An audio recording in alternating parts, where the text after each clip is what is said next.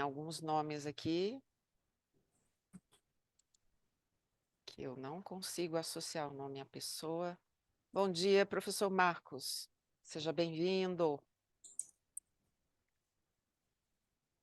Vamos lá, pessoal. Não precisa nem trocar o pijama, tá? Não precisa.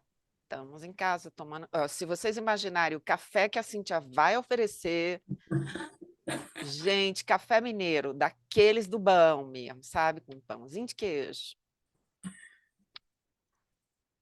Vamos lá, pessoal.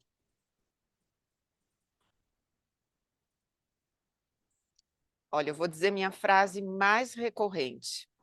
Todos os professores são muito carentes, gente. A gente precisa de carinho, de um bom dia, de um abraço, de um sorriso. Vamos que vamos. E o tema de hoje tem tudo a ver, né, Cíntia, com tudo isso. Eu Exato. diria que é olhar para a ciência com sensibilidade. Bom dia, Patrícia. Seja bem-vinda. Essa ponte aí significa que você está onde?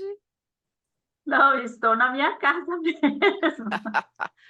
É que eu selecionei essa imagem que eu gosto, né? Ai, mas é linda. Do sol, mas estou aqui em casa, aqui de pijama, tomando café, que nem você falou. Muito bem, muito bem. Muito bom, pessoal. Bom dia, Jaqueline Rosa, a nossa primeira dama, gente. Olhem para essa moça.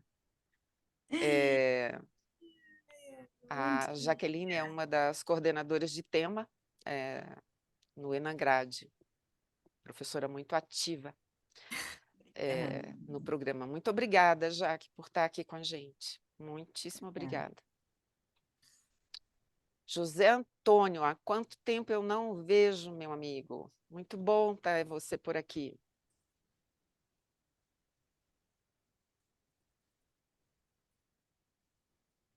Bom, eu espero que vocês... olha aí, o José Antônio está compartilhando café entre amigos com a Cíntia. Muito bem, muito bom. Gente, vocês vão abrindo as câmeras na medida do conforto, né? De fato, eu acho que um bom dia de câmera aberta é um bom acolhimento, né? E na vida é tudo, o acolhimento é tudo. Eu só peço que no momento do debate, das perguntas, né, vocês estejam com a câmera aberta, porque isso aqui é gravado, então é muito ruim a gente bater um papo com a tela preta, né? É esquisito, é a única coisa que eu peço. Bom, hoje a gente tem a visita da professora Cíntia Rodrigues, da FAGEM, que é até anotei aqui, Faculdade de Gestão e Negócios. A gente sempre fala a sigla e termina esquecendo. Então, é Faculdade de Gestão e Negócios da Universidade Federal de Uberlândia, uma das cidades mais acolhedoras de Minas, gente. Acho que a cidade é acolhedora quando a gente tem amigos, né? Então, é uma cidade encantadora, muito quente, né? Mas o resto compensa. A FAGEM é muito ativa em todos os congressos, eu não sei se vocês percebem, mas o pessoal é muito ativo em pesquisa, em publicação, em discussão.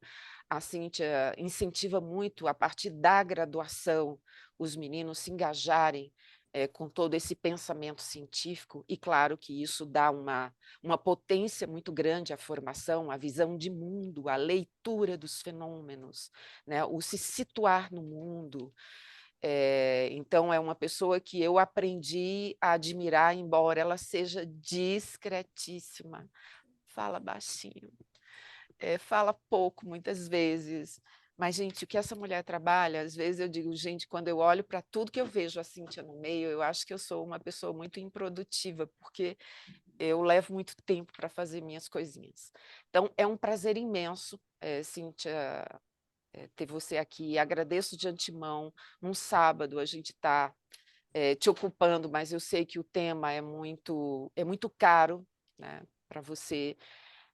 Então, eu só tenho aqui a agradecer a sua dedicação e gostaria muito que você se apresentasse naquilo que você achar que precisa destacar e contasse um pouquinho a história de como é que você chegou nesse tema e combinasse com o pessoal qual vai ser a dinâmica, tá bom?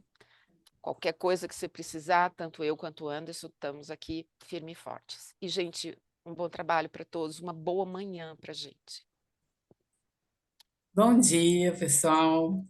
É um prazer enorme, né, estar aqui com vocês. Eu assim, ainda fico com muita esperança, né, em tudo, de pensar que nós estamos aqui num sábado, né, discutindo, né, coisas que nos interessam, coisas de trabalho, mas, né, que é da nossa vida. Então, eu considero assim, uma linda oportunidade para mim, né, e eu quem tenho que agradecer por essa oportunidade. A Manolita já me apresentou, eu sou aqui do Triângulo Mineiro, né, da Universidade Federal de Uberlândia, estou aqui, né, há bastante tempo. Eu entrei na universidade em 2007, mas antes eu trabalhei, né, nas escolas particulares, então eu tenho um longo tempo de atividade aí na profissão de professora, pesquisadora.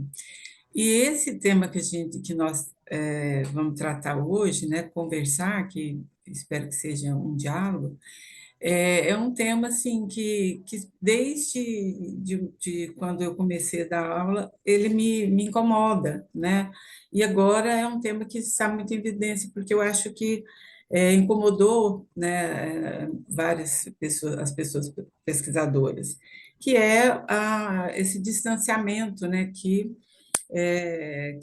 a academia tem da sociedade, né? Eu às vezes reflito muito, né, se esse distanciamento ele tem melhorado, né, ele tem encurtado nos últimos tempos. Eu acho que ainda não, mas porque é um caminho assim, né, árduo, é um caminho que a gente precisa de muito esforço, e esse tipo de discussão nos ajuda a entender que, na verdade, nós estamos tão próximos, né?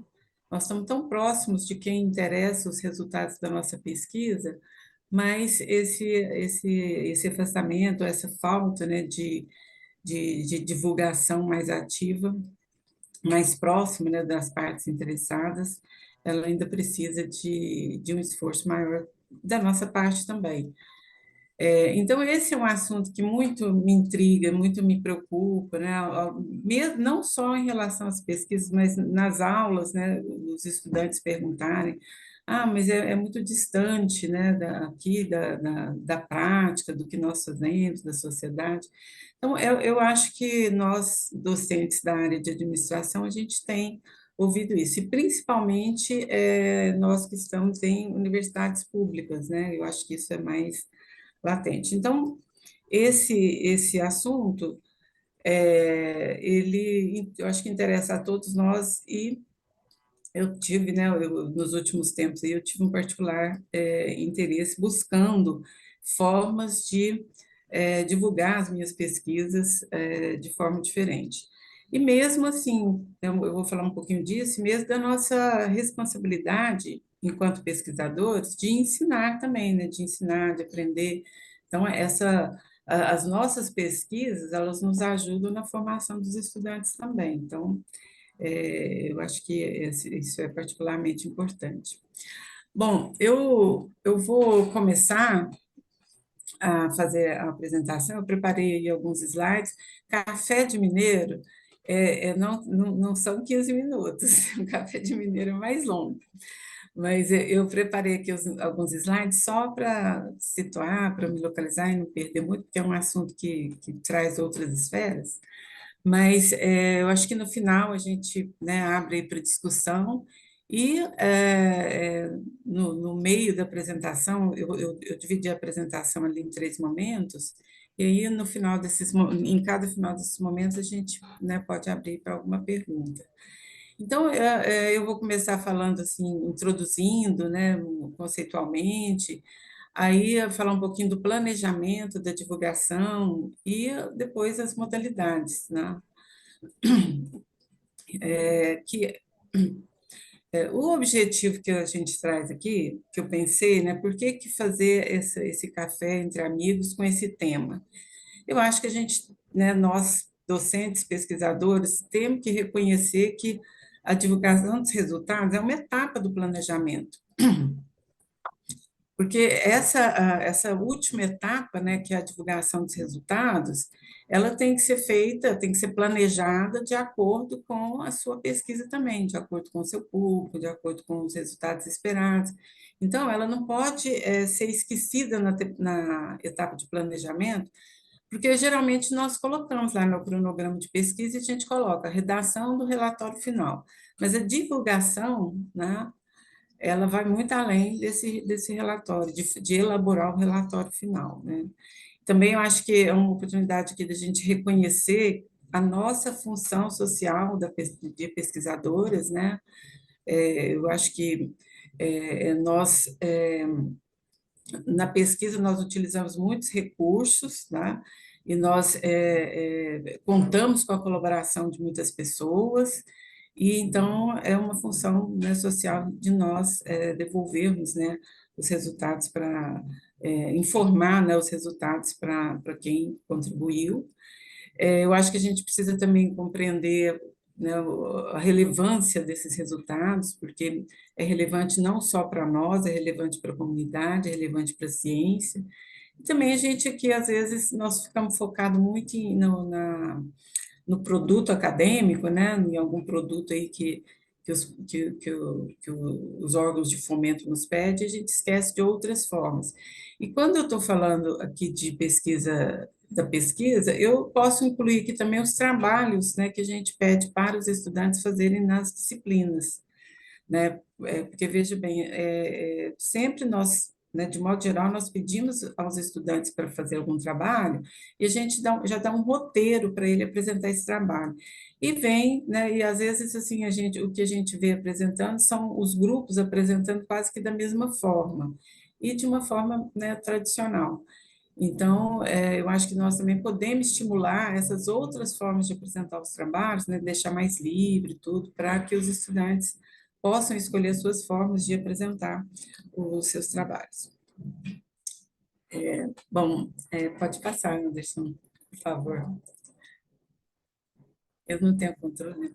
Bom, antes de a gente prosseguir, eu acho que, assim, eu acho que a gente precisa deixar claro a diferença entre difusão. Eu destaquei o disseminação científica, agora que eu estou vendo, né? Destaquei em vermelho, mas porque está no meio, para não ficar assim, para dar um visual diferente, não porque seja mais importante, não é nada disso. Então, a difusão, né, são aquelas atividades, né, que não necessariamente sejam nos congressos técnicos, né, mas a difusão científica são todas as atividades de comunicação. A disseminação científica, ela se restringe ao grupo, né, de cientistas, aos pares, né, que pode ser ali, geralmente é uma linguagem mais especializada, mais científica, e a divulgação científica que está relacionada com a popularização mesmo, né, que é para um público, né, mais leigo.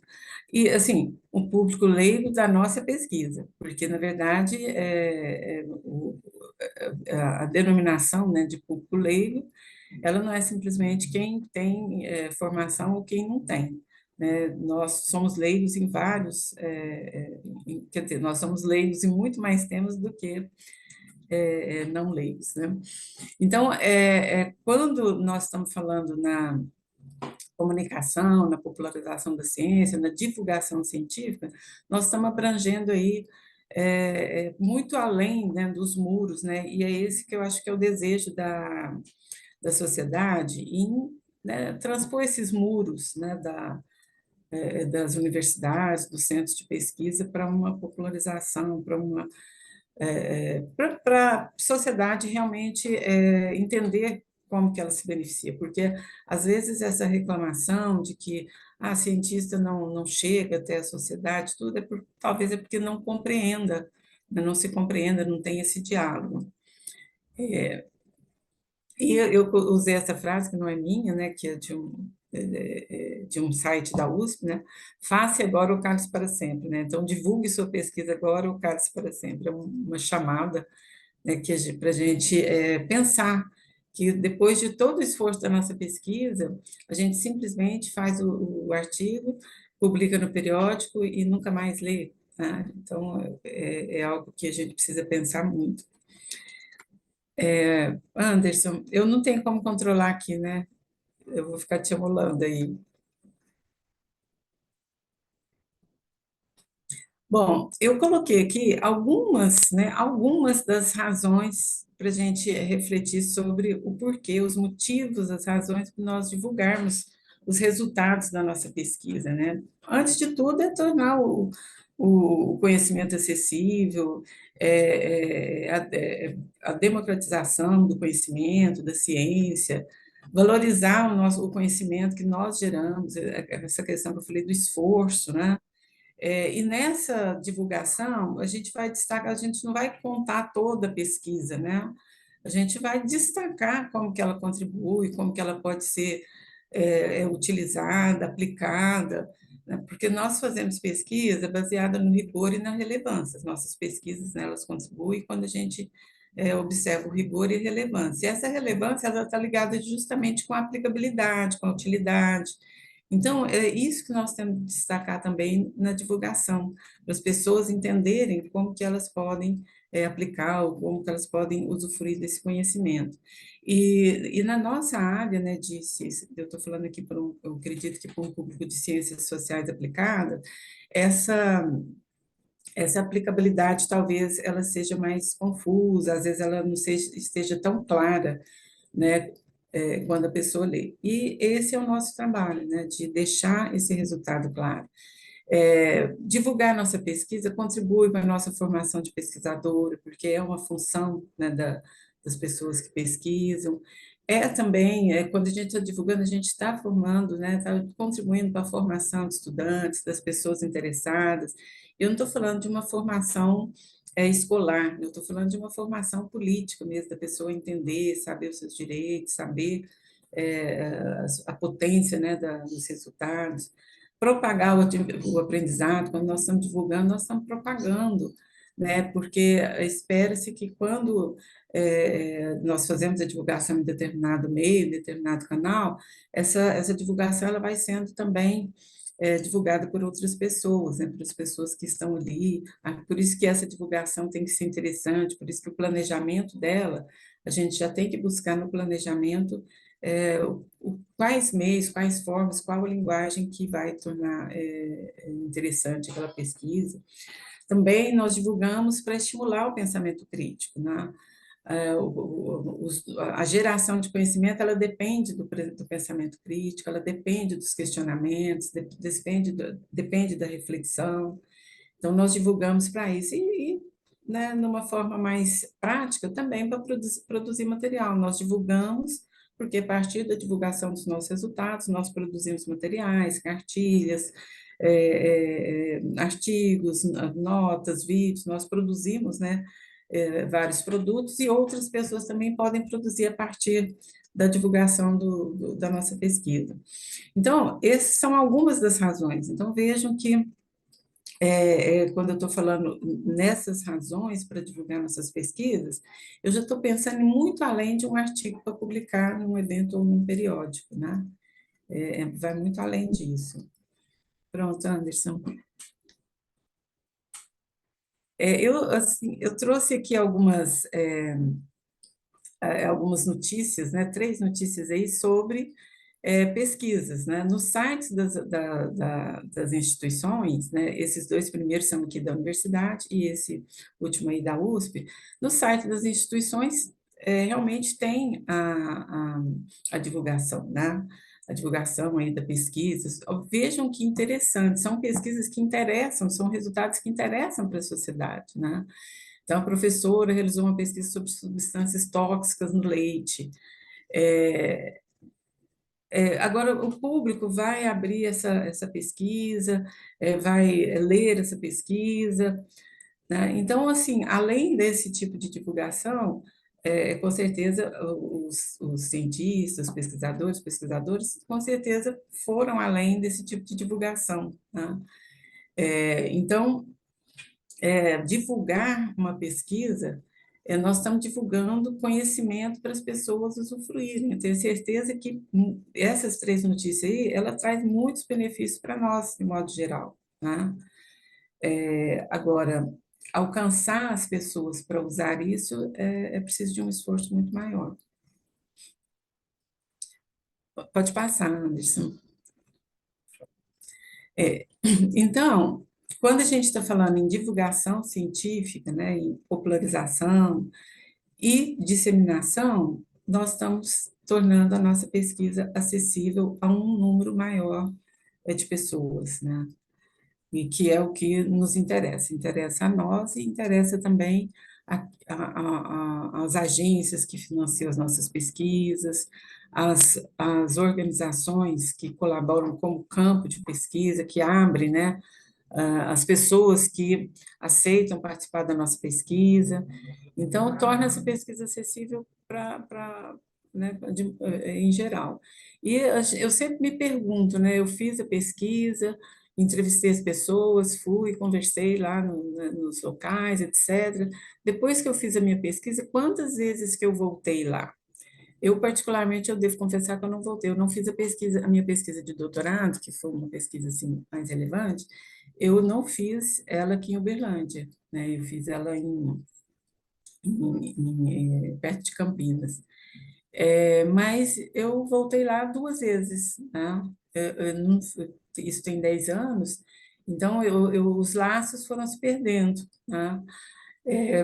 Então, é algo que a gente precisa refletir, né? Nós fomos aquele campo, estabelecemos laços, né? Simpatia, tudo, e depois a gente simplesmente, né, vai embora. Anderson, pode passar. Bom, até aqui vocês alguém tem alguma pergunta? Alguém gostaria de fazer algum comentário? Às vezes até contribuir?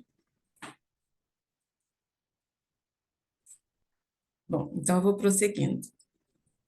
E agora, para que isso tudo tenha um efeito, né, seja uma divulgação efetiva, e tenha um efeito de que realmente a nossa pesquisa vai ser aplicada, vai ser útil, realmente vai constatar a sua relevância, tudo, a gente precisa de planejar como divulgar, né?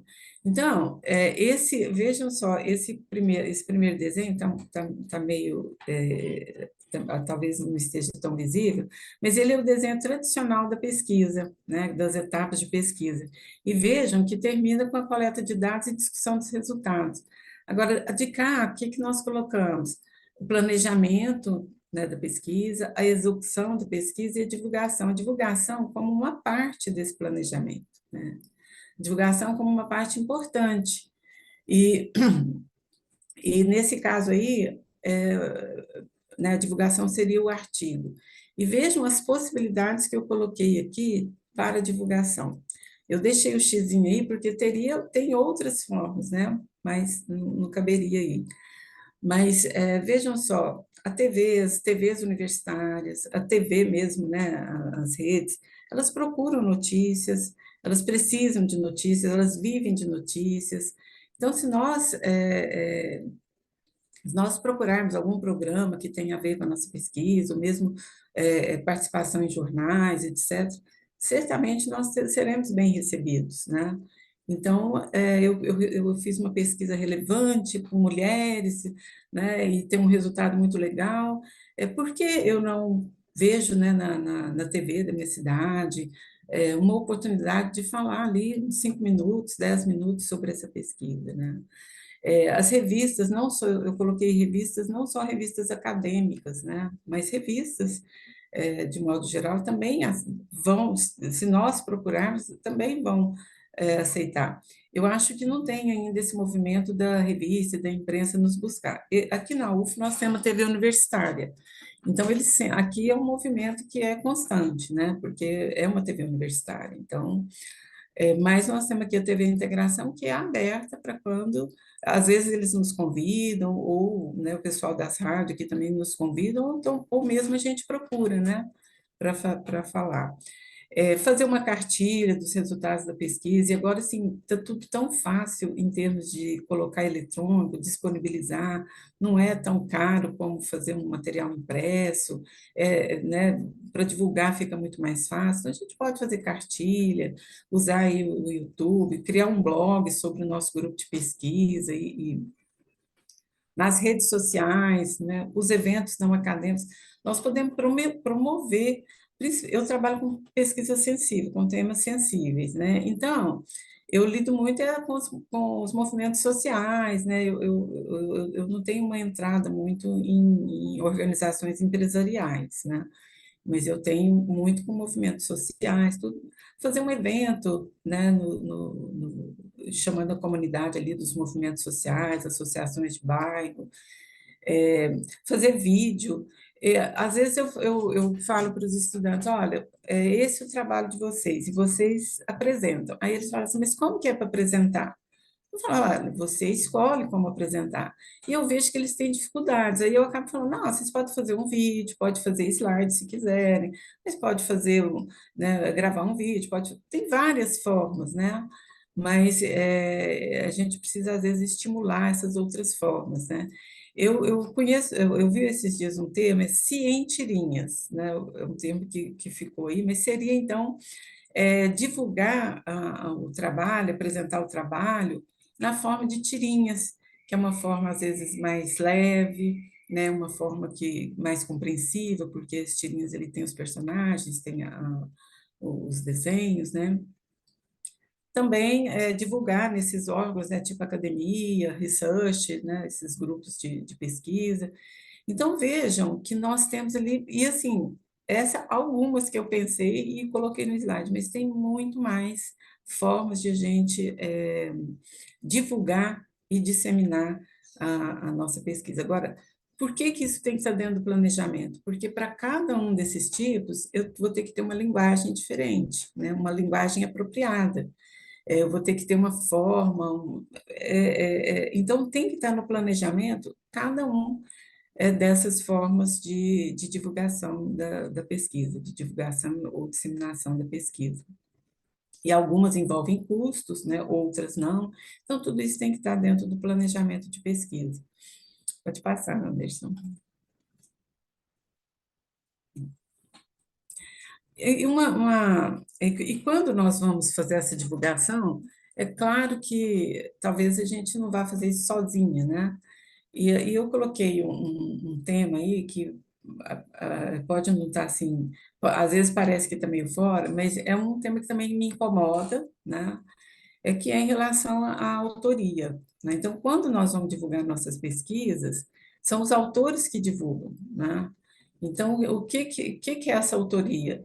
Não é simplesmente colocar o nome dos colegas no trabalho, né? Eu estou falando não só de artigos, mas de trabalho, né? De trabalhos que vão ser apresentados, porque o trabalho feito numa disciplina, ele também é um trabalho que gerou conhecimento. Então, talvez a gente tenha um problema assim, né, meio sério em relação à devida autoria, né?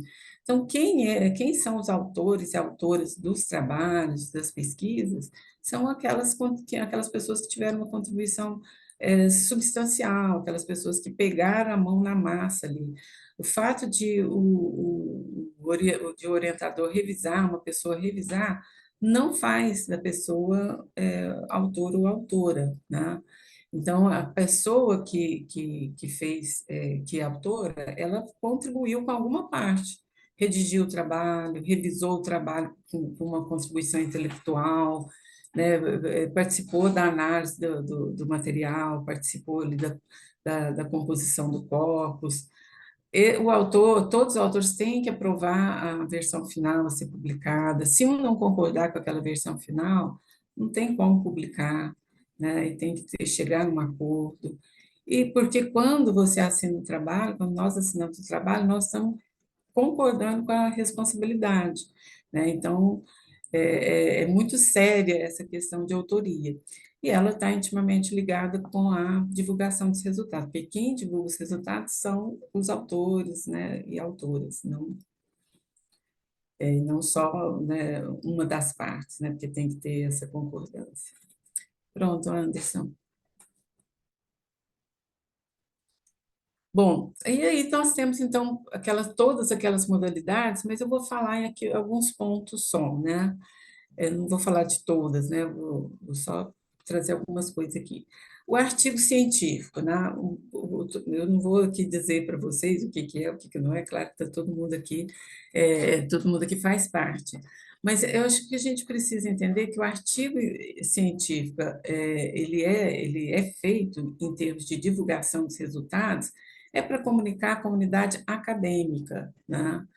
O artigo científico, nós nos propusemos a entrar no debate científico, né? Então, tem que ter um rigor na escrita, tem que ter um estilo, né, de escrita apropriado para aquela área, né?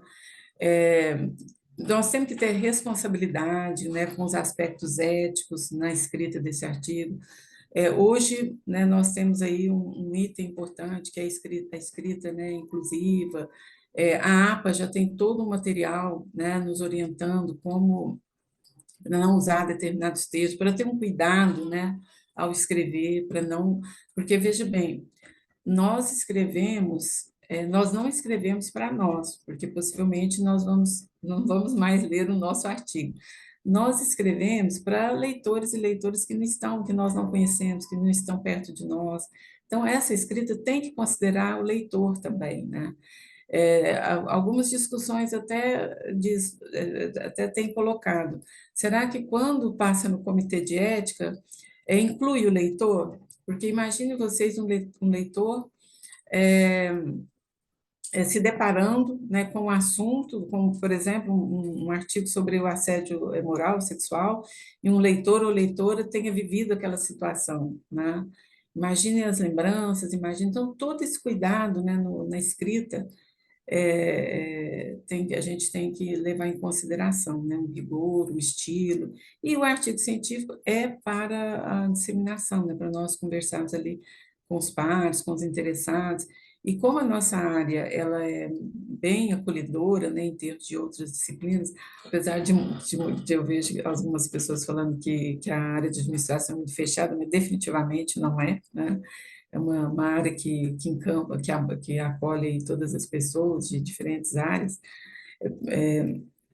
Eu lembro que eu fiz administração, claro que há muitos anos, né, mas na minha época, de 10, 12 professores, tinha um que era administrador, os outros eram todos de outras áreas. Então, às vezes, quando as pessoas de outras áreas vêm para a nossa área, tem um pouco de dificuldade de aderir à nossa escrita, né? E aos poucos que vai caminhando para para esse estilo da escrita, né? Pode passar, Anderson. E também os eventos científicos. Eu até, né, privilegiei nosso Senagrade para já fazer uma propaganda, o Manolito. Os eventos científicos também, quer dizer, eu acho que é um espaço mais agradável, né, para a gente estar. E, assim, talvez eu possa fazer aqui alguma crítica em relação aos eventos no que toca à participação de pessoas não acadêmicas, né? De pessoas que poderiam se interessar, de pessoas que se interessam pelo assunto, que poderia, às vezes, entender melhor o que nós fazemos. Mas eu sei que é difícil né, essa inclusão de pessoas, essa atração de pessoas que não são acadêmicas, né?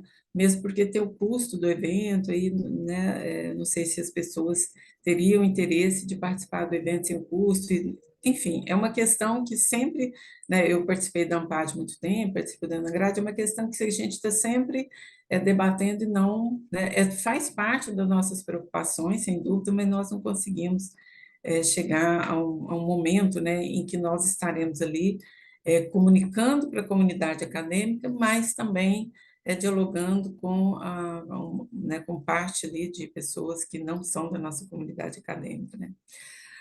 No evento científico é uma apresentação oral, então vejam, do mesmo modo que nós temos que ter o cuidado com a escrita, com uma escrita com estilo, com uma escrita rigorosa, né? Revisada, tudo. Na apresentação oral também, né, nós não estamos imunes, né, às questões que nós podemos observar, que nós devemos observar, em termos mesmo até de postura, né? De postura nos eventos. Nós estamos ali, veja só, para estimular o debate, nós vamos ali apresentar a nossa pesquisa para estimular o debate, para receber das pessoas o feedback do que elas leram sobre a nossa pesquisa. O tempo de apresentação, ele é curto, é claro, né, que não é possível fazer um tempo de apresentação longo, mas por que que ele é curto? Porque sugere-se que as pessoas que vão participar do evento tenham lido os artigos, ou pelo menos o resumo dos artigos, e estejam ali para fazer perguntas, para dialogar, para participar. Veja só, os eventos científicos eles existem para apresentar o nosso trabalho, para estimular o debate, para nós participarmos das discussões, nós, apresentadoras, e nós, espectadoras, né? Então,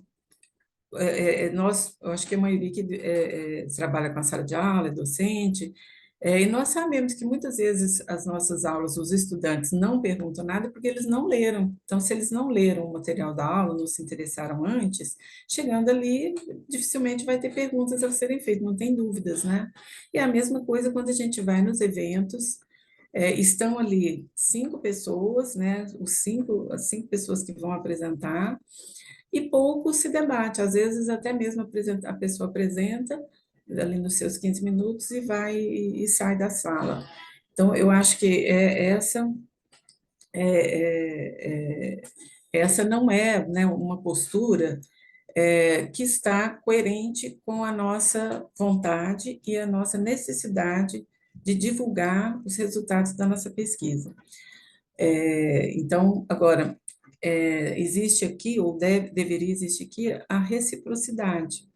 Quando nós submetemos um artigo para o evento, nós estamos ocupando ali 2, 3 pessoas que vão revisar o nosso trabalho, né? Então, tem que haver uma reciprocidade também de nós fazermos essas avaliações e de nós, mesmo sem fazer avaliação formal, de nós conhecermos, lermos os trabalhos, pelo menos daquela sessão que nós vamos participar, né?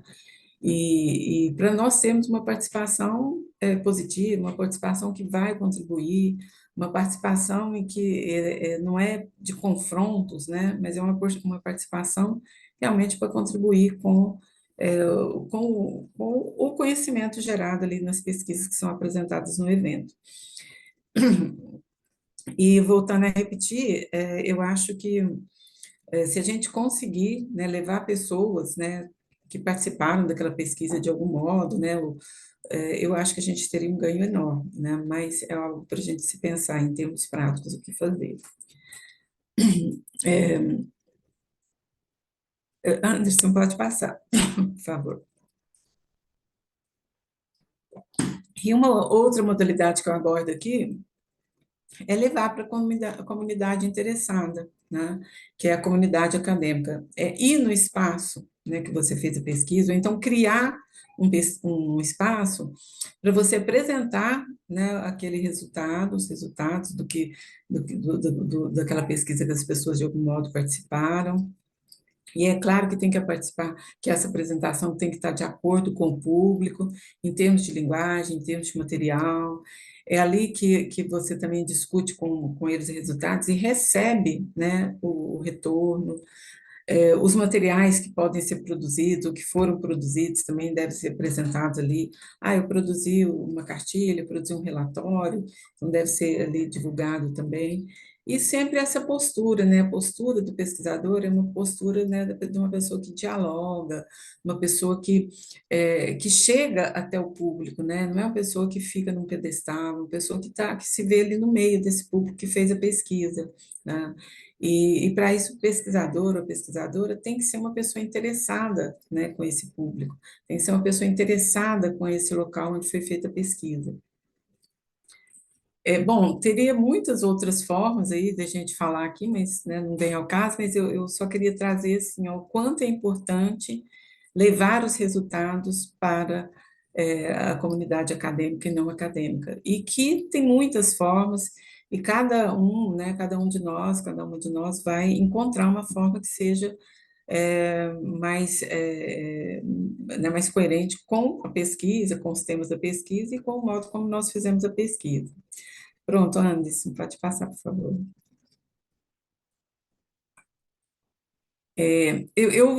Durante o tempo da minha pesquisa, quando eu vou me deparar com esse assunto, quando eu vou buscar esse assunto, eu me deparei com com essa ideia aí de uma universidade, a Universidade de Queensland, né? Eles têm uma competição, né, para apresentar a tese em 3 minutos. Né? Então, se vocês quiserem depois dar uma olhada nisso, né? Parece que já tem 900 universidades que entram, né, nessa competição, que é uma abordagem, assim, um exercício para apresentar a pesquisa, né, nesses 3 minutos aí. E eu penso muito, nossa, parece impossível, mas não é. E aí eu me lembrei, eu coloquei no slide, que eu lembrei que eu fiz uma disciplina no doutorado com a professora Estelle Morin, né? E ela pedia para nós, cada aula tinha 13 artigos, tudo em francês ou inglês. E ela pedia que a gente apresentasse em um único slide. Todos aqueles artigos a gente tinha que apresentar em um único slide. Era assim, um grande desafio, né? Todo mundo achava, não vai dar conta, não vamos dar conta, não é possível, tudo, mas no final das contas a gente conseguiu e ficou legal. Então, eu acho que essa forma, né, de apresentar em 3 minutos, e aí tem as dicas, né, uma forma que pode ser utilizada para atingir, talvez, um público, né, o público não acadêmico também, né, só que realmente vai precisar de um esforço maior aí.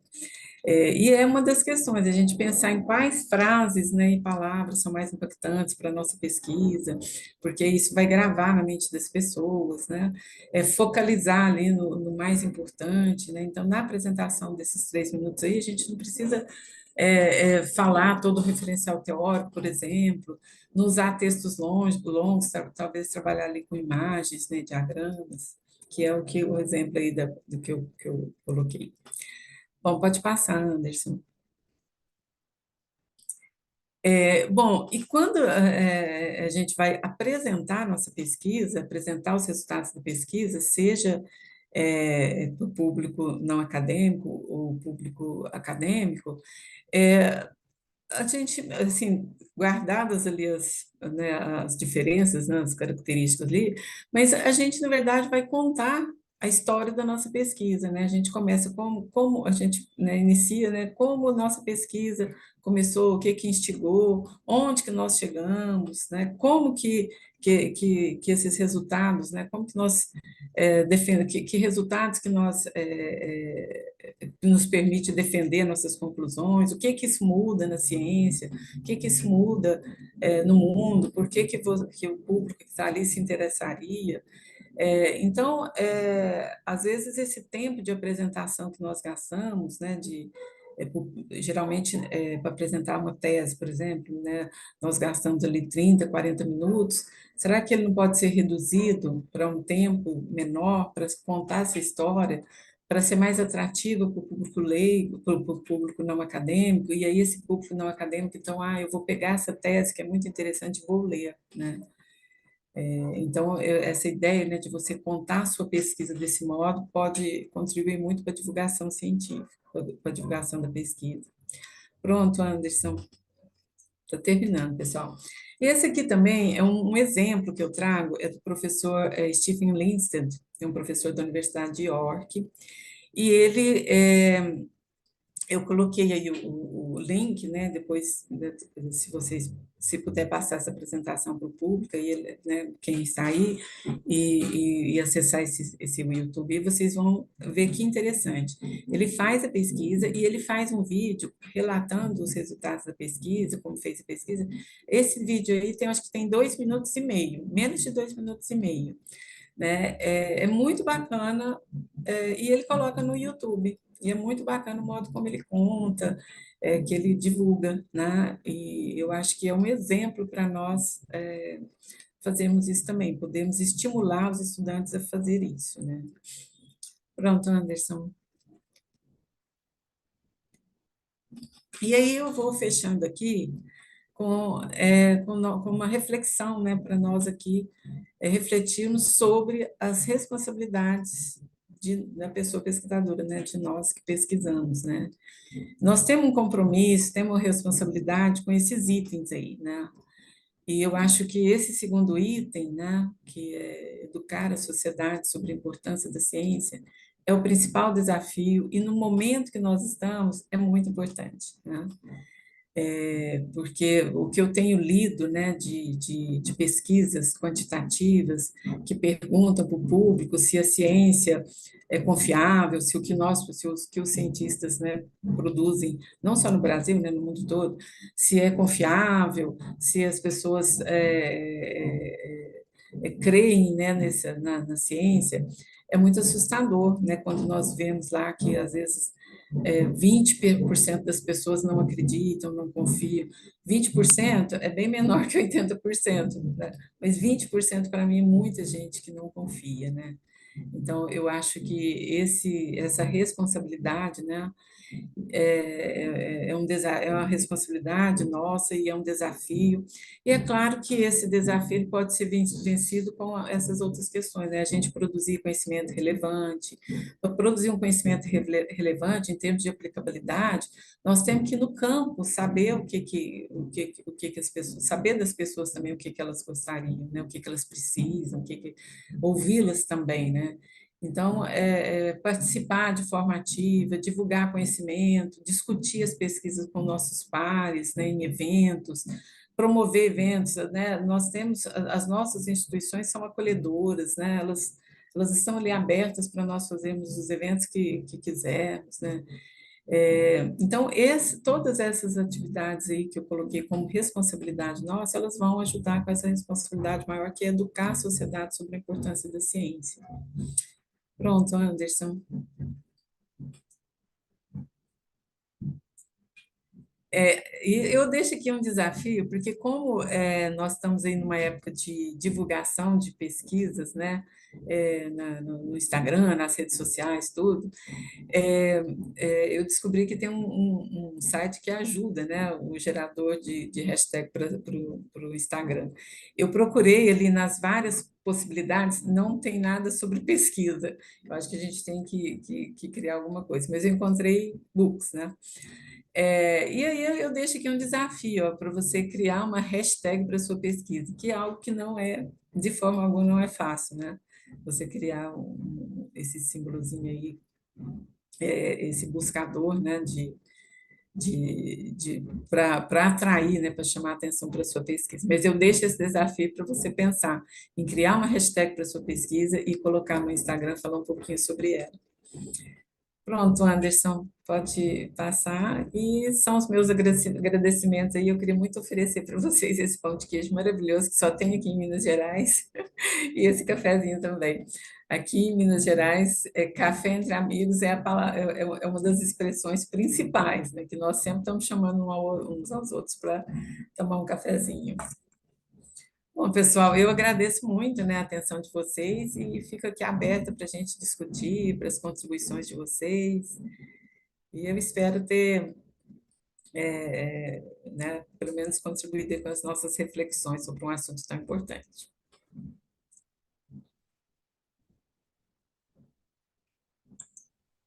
Bom, pessoal, agora abre-se para discussão. Acho que o pessoal está pedindo o link, para colocar o link Tá. aqui no Vou chat. colocar. Vou colocar assim. Aí desse link, tem vários outros, que ele faz vários, né? Deixa eu colocar.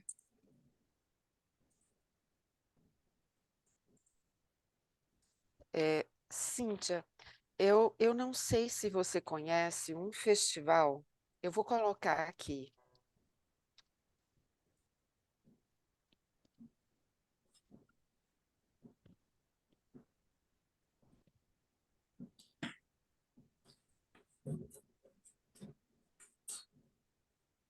Você sabe que esse tema que você trata, eu acho que, de um modo ou de outro, cutuca muito a gente, né? Porque o esforço para empreender uma pesquisa e organizar da melhor forma possível os achados é uma dedicação muito grande. E, às vezes, a gente tem a sensação de que conversa com poucos, Uhum, porque a gente só conversa com os nossos pares, né? uhum, E o impacto que o resultado do nosso trabalho exerce é bastante tímido. E aí eu fico me questionando que muitas pessoas que poderiam ser favorecidas com essa reflexão, com essa discussão, elas ficam à margem de todas essas questões. Várias iniciativas, além dessas que você mencionou, me chamam muita atenção. Hoje, vocês devem saber que tem revistas acadêmicas que não basta você publicar o texto, você tem que gerar um vídeo, praticamente convidando o leitor para ler o seu texto, né, e dialogar com você. Essa iniciativa, para os tímidos, é muito difícil, gente, né? É muito difícil. Mas você imagine que você está, de alguma forma, oferecendo mais uma possibilidade de você apontar a relevância do que você está fazendo, do que você está propondo. E lembre-se que, na maioria das vezes, as nossas pesquisas são financiadas. E muitas vezes, ou na maioria, financiadas pelo governo, né? Significa que todo cidadão brasileiro pagou um pouco por ela, né? E quando eu vejo, né, que a maioria das pessoas, mesmo que tiveram uma pouca, mas contribuíram para a sua pesquisa, não são tocadas por ela, dá uma dorzinha no coração, né? E eu fico me perguntando por que isso acontece. Eu diria, Cíntia, que, pelo menos na minha geração, essas diferentes linguagens que estão à nossa disposição ainda é um mundo que nos assusta, né? E aí, o que é que eu sugiro? Trabalhem em equipe, né? Você veja uma instituição como a que eu trabalho. Poxa, a gente tem um curso de jornalismo, a gente tem um curso de design, a gente tem um curso de cinema, né? E se a gente faz uma parceria com estudantes desses cursos, em que depois a gente respeite aí a equipe que produziu aquele material, seja um podcast, seja um vídeo, seja lá o que for. Gente, olha, você está só ampliando o impacto do que você fez. Isso não diminui a tua importância. Isso não diminui o mérito do teu trabalho. Isso só amplia o número de pessoas que potencialmente vão dialogar com você sobre o que você fez. Então, esse festival, gente, para quem não conhece, ele surgiu em 2013 na Inglaterra, por professores que têm o perfil da Cíntia, não estão conformados de que a ciência se esgote nos muros de um grupo de pessoas que falam a mesma língua.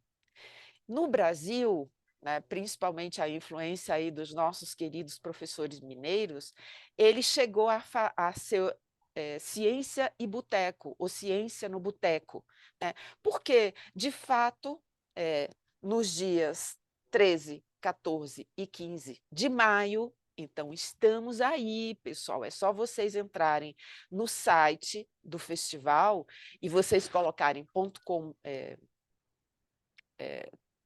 BR, vocês vão ver todas as cidades do Brasil que se inscreveram, né, e que os acadêmicos também inscreveram a sua pesquisa e tem a programação.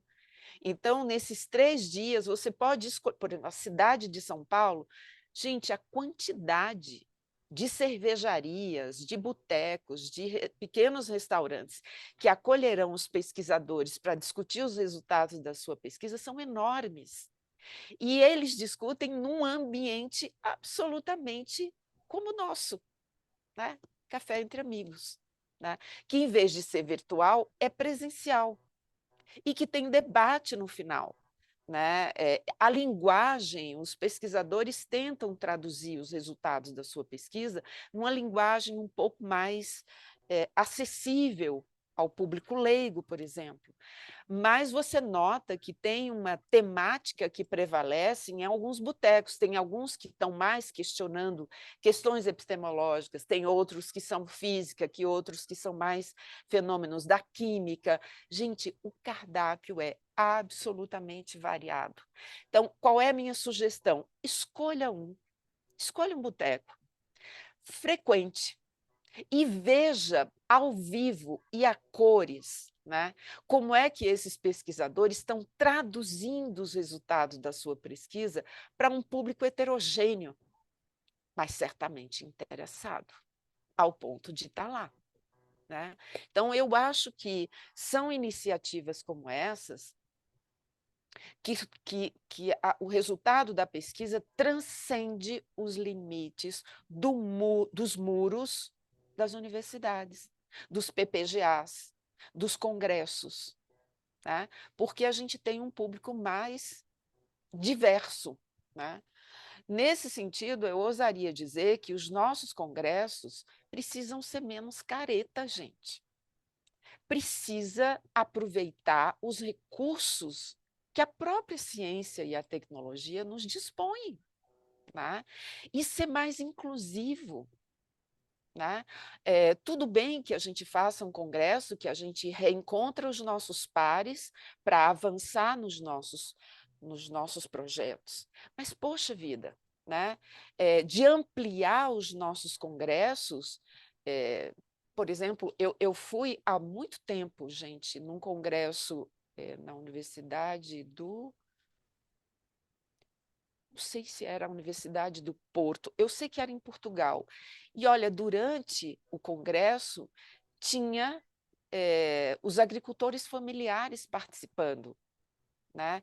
Ensinando a cultivar determinados produtos, comercializando, né, os produtos que eram gerados nos seus espaços de produção.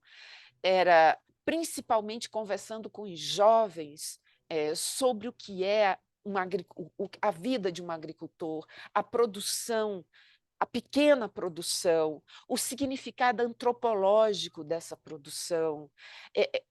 Na verdade, gente, ele deu vida, absolutamente ele deu vida e projeção a pessoas anônimas, absolutamente anônimas, que você consome os produtos sem saber o que tem atrás nessa cadeia, nessa pequena ou grande cadeia, e ali tem biografias cheia de muito significado. Né? Então, eu acho que a gente poderia gerar espaços no Congresso para que a gente tivesse o resgate do que tem atrás da Câmara, ou seja, o que tem atrás dos nossos textos. Vamos recuar nos bastidores, talvez escolher alguns dos nossos entrevistados. Aqui me ocorreu, pessoal, eu sou cheia de causa, não sou mineira não, mas eu acho que em alguma encarnação eu fui mineira, não é possível. Eu estou lembrando aqui que tem um programa aqui na escola que os estudantes, em algum momento, podem ir a Boston, e é um programa de verão.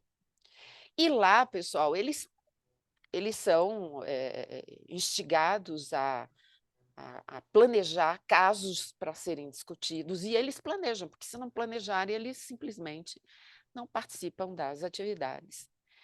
E quando a turma voltava, eu fazia uma entrevista, porque naquela época eu estudava muito mobilidade acadêmica internacional. E eu achava muito interessante que eles diziam que discutiam, que planejavam, que chegavam com tudo muito bem organizado, E eu perguntava, mas por que aqui vocês não fazem isso tão bem? Por que vocês fazem lá e não fazem aqui? E teve uma fala de um estudante que me deixou bastante curiosa. Ele disse: a forma como se discute caso em Boston, pelo menos como eu tive acesso, é diferente.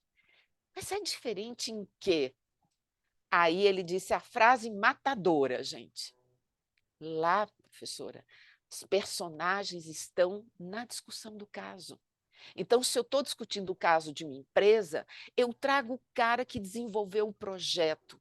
Ele me fala do que deu certo, no que não deu certo, como é que ele corrigiu. Ou seja, o caso é vivo e não morto num texto chapado. Né? Olha, gente, como a ciência e a vida têm tudo a ver. Somos humanos, movidos a sentimentos. E olha, quando a gente vai para a teoria da aprendizagem, ou as teorias de aprendizagem, tem teorias da aprendizagem que têm uma dimensão que é nós aprendemos o que nos toca, as emoções.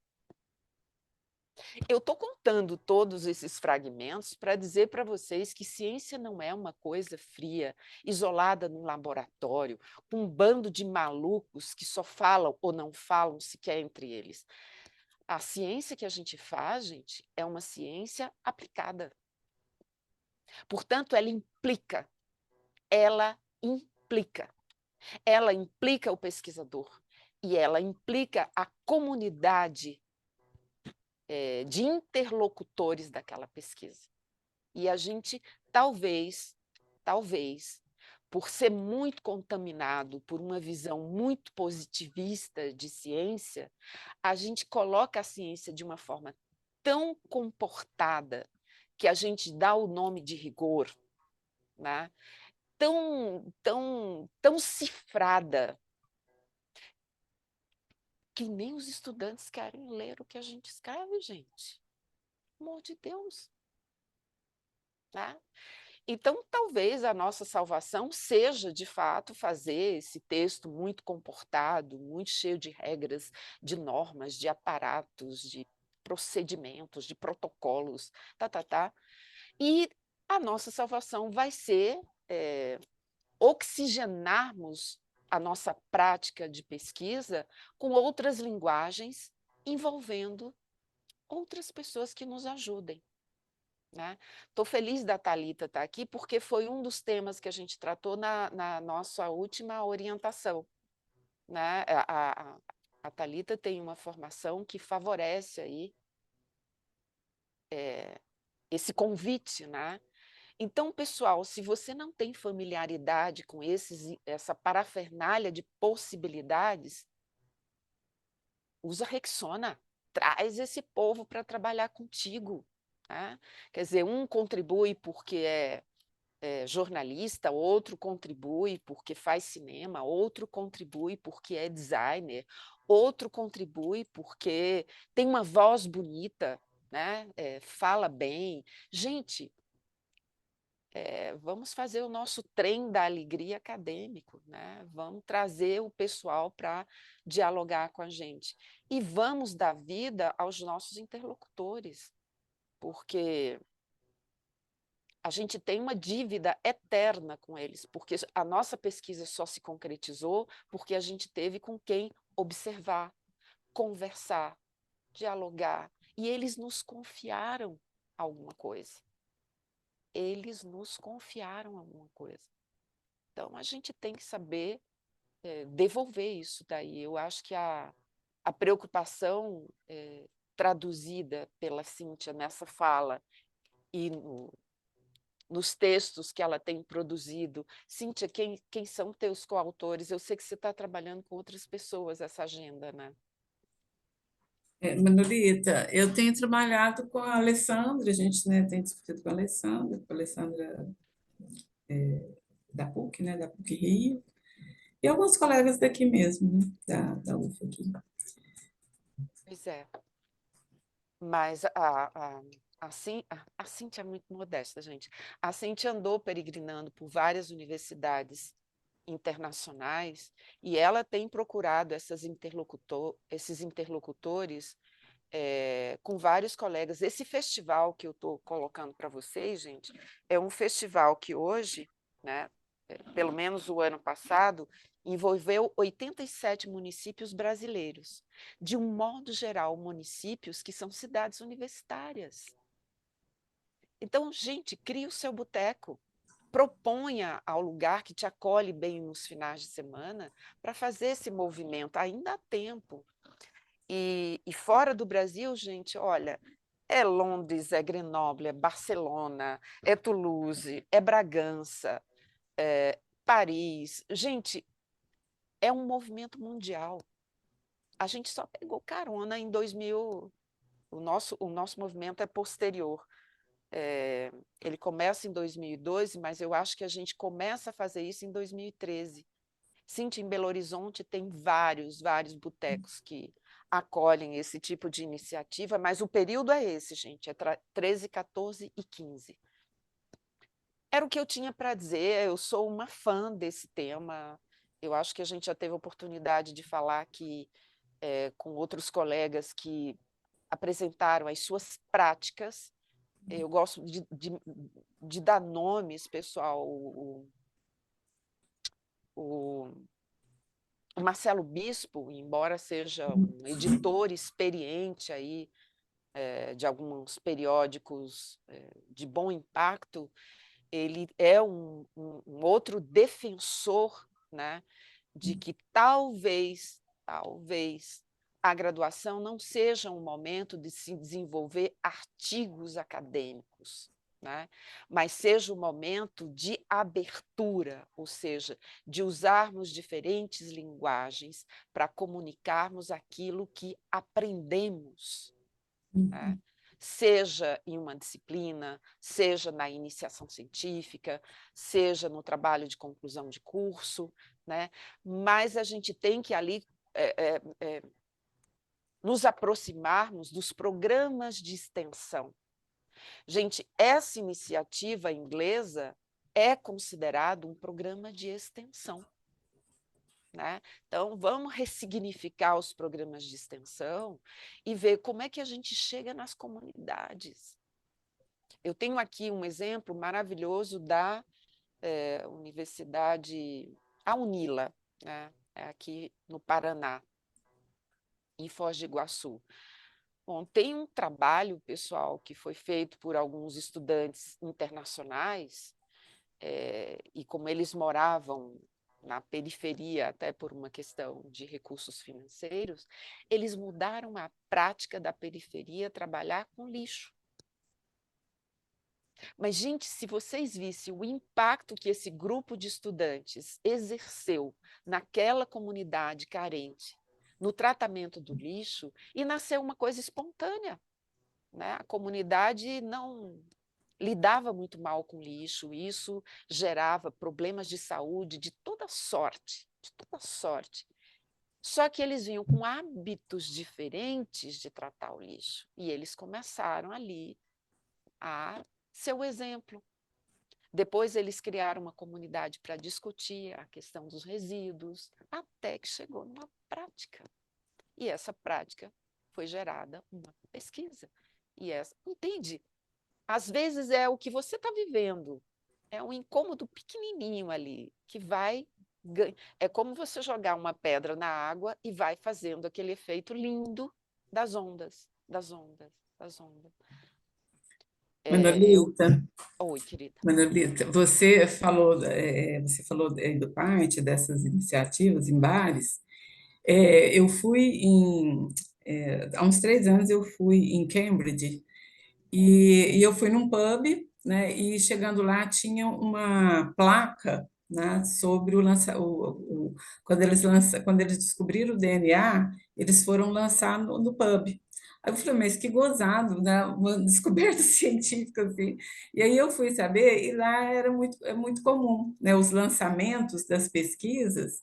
E para você, né, é uma pesquisa, né, hard, né? E o lançamento foi feito, né? Lá eles têm já isso, né? De fazer, já tinha muitos anos, né? De fazer isso nos pubs. Então tem. Aí eu comecei a observar em outros pubs, em York também tem vários, né, vários placas, né, de discussões nos pubs. Pois é, gente, vamos ampliar esses espaços, né? Eu fico aqui me lembrando, gente, eu não sei quem leu, quem se interessou aí por um movimento que ficou amplamente conhecido como a Escola de Frankfurt, né? Gente, os grandes filósofos que nós lemos até hoje, que influenciam a nossa maneira de ver o mundo, eles tinham um trânsito com o rádio, naquela época era o rádio, imenso. Então, várias falas, várias palestras, várias conversas desses grandes filósofos eram divulgadas em rádio, porque era um grande elemento de comunicação da época. Por que não? Né? O rádio seria hoje nosso podcast. Né? E a gente atingiria um número grande. E outra coisa, você já pensou como material didático, gente? A tua pesquisa ser usada por um professor como material didático para a gente sair ou para a gente ultrapassar os famigerados livros-texto? Maravilhoso! Ai, gente, eu estou doida para ouvir. Eu já falei tudo que podia para animar os corações. Vamos lá. Eu estou vendo que o professor Marcos está reagindo bem. Professor, você tem o que falar. Vamos lá, queremos te ouvir. Bom dia a todos. Uma satisfação imensa estar com o Café Entre Amigos. Manhã maravilhosa com a professora Cíntia e parabéns pela palestra. Essa argumentação da professora Manolita vem de encontro ao que eu tenho desenvolvido aqui na minha pesquisa, que eu falo sobre agricultura familiar em assentamentos. E uma das preocupações que eu tenho na parte da pesquisa empírica é dar uma resposta para esses atores envolvidos, tanto os agricultores quanto aqueles stakeholders que estão contribuindo para a mudança do cenário que eles estão atualmente. E isso vem de encontro ao que a professora Cíntia está trazendo para nós e o que a professora Manolita está abordando. E eu penso que um dos fatores que o pesquisador, um dos pontos positivos do pesquisador, ou da equipe que está pesquisando envolvida, é dar uma resposta para esses envolvidos na pesquisa, que muitas das vezes são assim, utilizados na pesquisa, mas nunca, geralmente, não tem-se uma resposta para eles. E uma das preocupações que eu estou tendo nessa pesquisa além de estar desenvolvendo a pesquisa em si com eles, criar um laço com eles no sentido de buscar respostas dos atores envolvidos, dos stakeholders, para dar uma contrapartida àquela pesquisa que a gente explorou com eles. E a pesquisa preocupa-se principalmente com a questão que envolve a questão da sustentabilidade nesse processo de produção, na preservação do meio ambiente, né, que é um assunto bastante preocupante, e a questão da produção de alimentos. E os agricultores familiares, com a pequena parcela de terra que eles recebem, eles têm um poder de articulação e produção que até surpreende a gente. E esses atores que estão envolvidos auxiliam nessa, né, dando suporte técnico, suporte de melhor condições de aprendizagem, né, de inovações tecnológicas, que podem melhorar esse processo de produção. Então, essa resposta que a gente, assim, acho que é a grande satisfação do pesquisador em si estaria nessa resposta daquele trabalho que foi desenvolvido, que é um trabalho árduo, a pesquisa é um trabalho árduo, se gasta muito tempo, às vezes você bate com a cara na porta de muitas pessoas, muitos atores que você quer pesquisar, no campo ele judia muito, desgasta, mas tem um retorno desse feedback, dessa proposta de tentar contribuir com a mudança do cenário. Por isso que eu parabenizo o tema, parabenizo a Angrade por estar nos oferecendo esse espaço aqui de grande valia. Professora Cíntia, parabéns pela temática, professor Manolita, pela abordagem que foi feita. Nota 1000 para vocês. Cíntia, quer comentar? Olha, eu agradeço aí, professor, pelos seus cumprimentos. E realmente a ideia, né, as minhas preocupações elas vêm daí dessa falta de diálogo, né, nossa no término da pesquisa, né? Essa falta de diálogo com a comunidade. E aqui nós temos, dentro da universidade, nós temos o CIEPS, que é o centro, né, uma incubadora de agricultura familiar, né?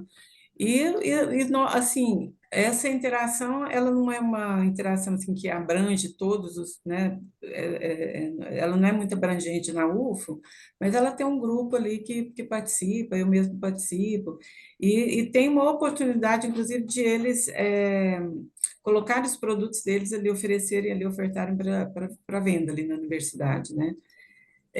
Então, esse diálogo, ele tem que ser assim, desde o início da pesquisa, né? Como você falou, você criou laços, tudo.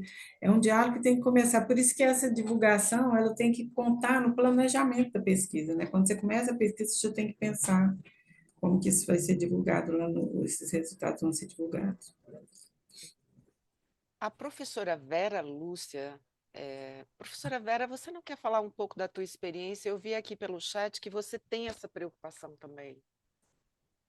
São duas Oi, bom dia. professoras, tem outra professora Vera, eu sou Vera Lúcia. Bom dia. Acho que aí depois. Sim, mas eu quero falar também depois. Claro, claro. Tá bom, desculpa. Eu não consigo abrir a câmera agora, mas eu quero falar assim. Eu fiz uma pesquisa durante o meu mestrado na Casper Libero, em São Paulo, que era as empresas nas mídias sociais. E aí a linguagem acadêmica é sempre uma linguagem mais fechada, tem muita regra, etc.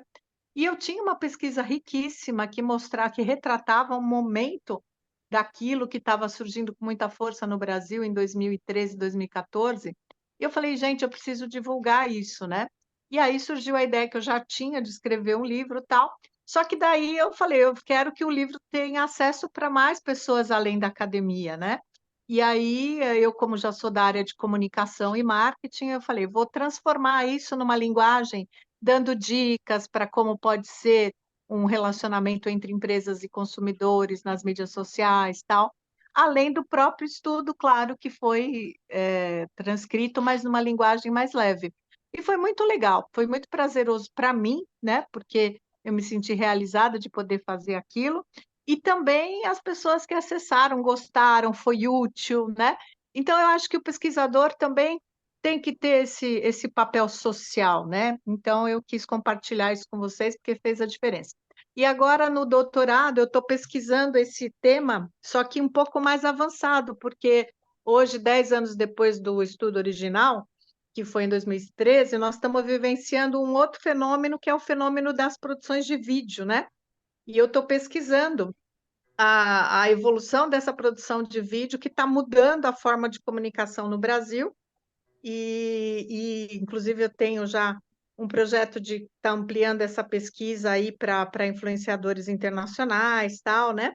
E a ideia permanece, eu quero fazer uma divulgação não só em revistas científicas, que é importante, mas também, novamente, produzir um outro livro desse novo momento aí que a gente está vivendo. Então, eu recomendo, acho bem legal essa fórmula aí, viu, gente? Vai ao encontro do que vocês estavam falando. Muito bom, professora, muito obrigada. Quer Eu que comentar, agradeço. Cíntia?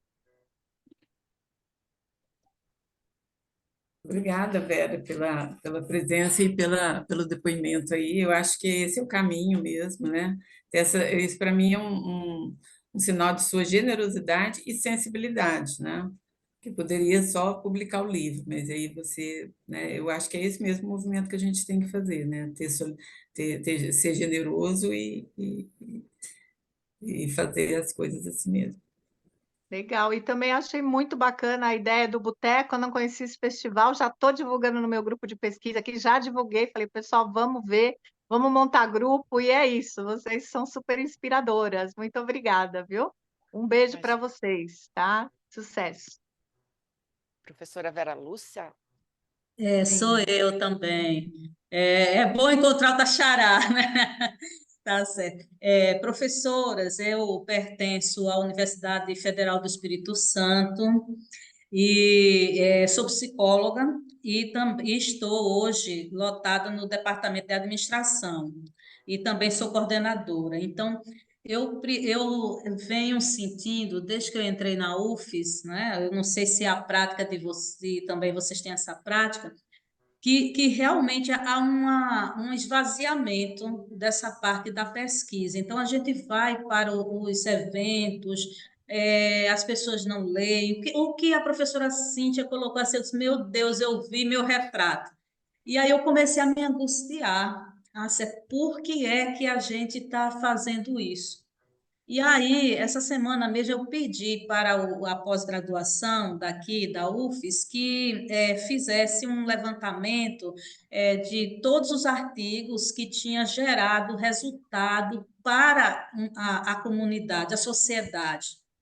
E aí eu recebi um e-mail assim, eu acho um pouco esdrúxulo, que diz o seguinte, né, que se a sociedade quiser que ela entre em contato, tá certo, com as pesquisas.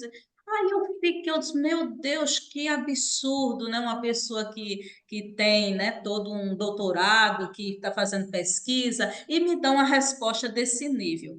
E aí, eu fiquei assim, eu disse, eu vou me inscrever, né, para ver o que é que a gente pode adquirir, tá certo, da palestra, para que a gente possa fazer um trabalho mais efetivo, não é? Eu tive um privilégio, né, de ir para a França e lá tinha um ateliê de pesquisa.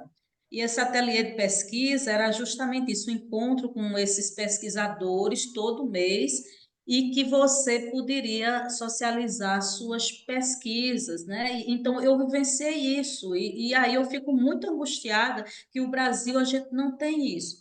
Então, eu tenho duas perguntas para vocês.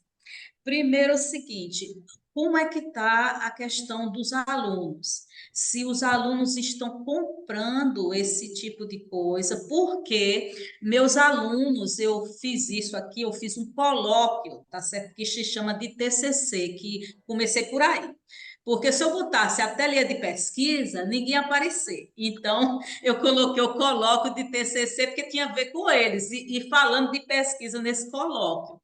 E aí a minha demanda, né? Apareceram uns 30, aparece uns 10, daqui a pouco uns 3, uns 6. Então, queria saber de vocês, como é que está essa situação né, nas instituições que vocês lecionam? Essa é a minha primeira pergunta. Segundo, eu não sei se é exclusivamente para a professora Cíntia, mas a gente, com dedicação exclusiva numa federal, a gente, não sei se a gente tem limite para fazer pesquisa, para divulgar pesquisa, porque eu já pensei em fazer 1000 coisas, de entrar na rádio local e fazer uma série de coisas, mas aí tem essa situação de dedicação exclusiva, como é o meu caso. E se alguém aqui sabe me dizer alguma coisa, tá certo? Porque eu disse, eu vou lá na pró-reitoria, né, saber qual é o meu limite para poder fazer uma divulgação, já que eu tenho dedicação exclusiva, que eu acho um absurdo, certo? Porque, no meu caso, eu sei que isso foi instituído porque alguns professores não cumprem, mas eu amo a pesquisa, amo não, eu adoro fazer pesquisa, então eu jamais me encaixaria a dedicação exclusiva minha, eu não preciso desse rótulo de dedicação exclusiva. Então, essa é a minha segunda pergunta, tá certo? E o terceiro é o seguinte, é sobre o público, porque às vezes o público, tudo bem, existe esse festival que a gente está vendo que é direcionado, mas o público muitas vezes quer, por exemplo, como a nossa população, a maioria de baixa renda, não é? Então a pesquisa se torna algo inacessível, até porque existe toda uma questão de sobrevivência. Então, para você fazer uma divulgação dessa, não é? Geralmente esse público quer algo material, claro, e está de direito, não é? Então, eu queria saber se vocês estão trabalhando também dessa forma, por último, falar com vocês o seguinte: lá na França, todas as pesquisas francesas, pelo menos em Grenoble, eu fiquei em Grenoble, na França, ela gera política pública. E aí eu tô assim, eu disse, meu Deus, aqui no Brasil, eu não sei se tem uma pesquisa sobre isso. Se nossas pesquisas, tá certo, em cada área quantas pesquisas geram políticas públicas? Porque a França é muito forte nisso. Então, por exemplo, quando eu como trabalho com saúde do trabalhador, a questão de, né, nessa área toda, né, depressão, mundo do trabalho, condições de trabalho, então eu digo, meu Deus, onde é que a gente tem saúde, que as pesquisas nossas se transformam em saúde pública? Então, eu queria saber se vocês sabem alguma coisa sobre isso, porque são as minhas preocupações. Professoras, me desculpe por ter me estendido, mas são, assim, minhas angústias atuais, tá certo, né? Eu estou com apenas 5 anos de pesquisa, não é? Nessa, dentro da universidade, porque eu vim de uma universidade privada que não dava tanta abertura, não é? Até que eu enfrentei um concurso público e tive a satisfação de passar numa universidade que eu, assim, amo a universidade. A universidade é muito aberta, eu não tenho dificuldade com a universidade para nada. Eu realmente, assim, vivo num paraíso. Claro que a Obrigada, gente professora. tem os problemas, tá certo, de um com o outro, mas assim, a universidade ela é muito aberta, ela é excelente de trabalhar. Mas é essas questões aí, Ok. professores. Obrigada, Obrigada, professora. viu? Cíntia. Bom, eu vou tentar responder aqui. A primeira questão sobre a dedicação exclusiva, você só vai quebrar a sua dedicação exclusiva se você tiver um vínculo com outra instituição. Agora, no caso de essas participações, elas são livres, né? Participar tanto na imprensa privada ou mesmo na rádio universitária, na TV, isso não tem problema algum, você não está quebrando o DE, não. Só mesmo se você criar um vínculo, que, né, o fato de você participar não crie, de você fazer essas outras atividades.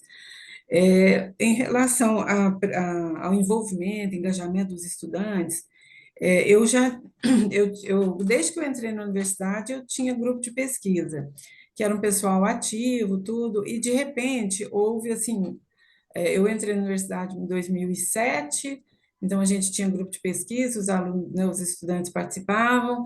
Aí, em 2010, houve sabe, uma fuga, né, e os grupos, né, acabaram ficando só mesmo eu e meus orientandos.